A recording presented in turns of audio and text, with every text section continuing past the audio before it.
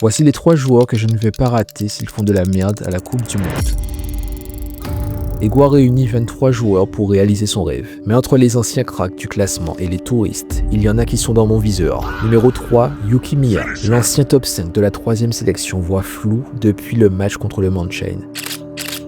On parle quand même d'un dribbleur de génie, injouable en 1v1, encore plus quand il est sous flot et doté d'une frappe unique. Et pourtant, je rappelle qu'en Big 2026, son gyro shot n'a jamais fini au fond des filets. Mais là où je lui en veux personnellement, c'est qu'il a accepté son nouveau surnom. On a le roi, le corbeau, le roi démon, le monstre, le génie, la bête, la panthère rouge, le démon pervers, le caméléon, le cyborg et l'épave. L'épave.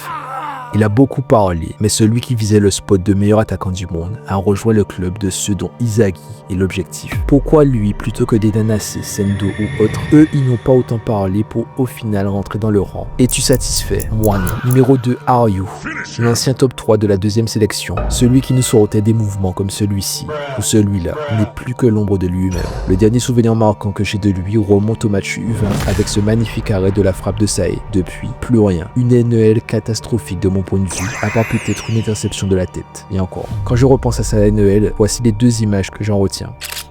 Quand je vois ce que propose Nico en face, la comparaison devient insoutenable. 38 hommes et toujours pas de flow, toujours pas d'initiative défensive en dehors des schémas définis par ses coachs. Juste des jolies poses de poseur. Juste un gars qui suit le mouvement et qui se repose beaucoup sur Aiko et Nico. Es-tu satisfait? Moi non. Numéro 1, Fukaku. On m'a dit c'est normal qu'il soit là parce qu'il fallait un 2e gardien. D'accord. Mais es-tu satisfait qu'un précieux spot soit occupé par un gardien qui n'a jamais effectué le moindre arrêt depuis qu'on le voit jouer? Un joueur dont on ne connaît ni l'ego, ni la forme, ni à rien du tout. Un joueur qu'Aikou n'appelle même pas par son nom au match U20. 38 hommes et toujours pas de couverture. Savoir que ce touriste est là juste parce qu'il fallait un 2e gardien, ça me fait serrer le poing tous les jours. S'il ne sort pas un arrêt légendaire pendant cette compétition, il n'est pas prêt pour le pressing que je lui réserve. Es-tu satisfait? Moi non. J'ai beaucoup parlé. À toi de me partager ta liste maintenant.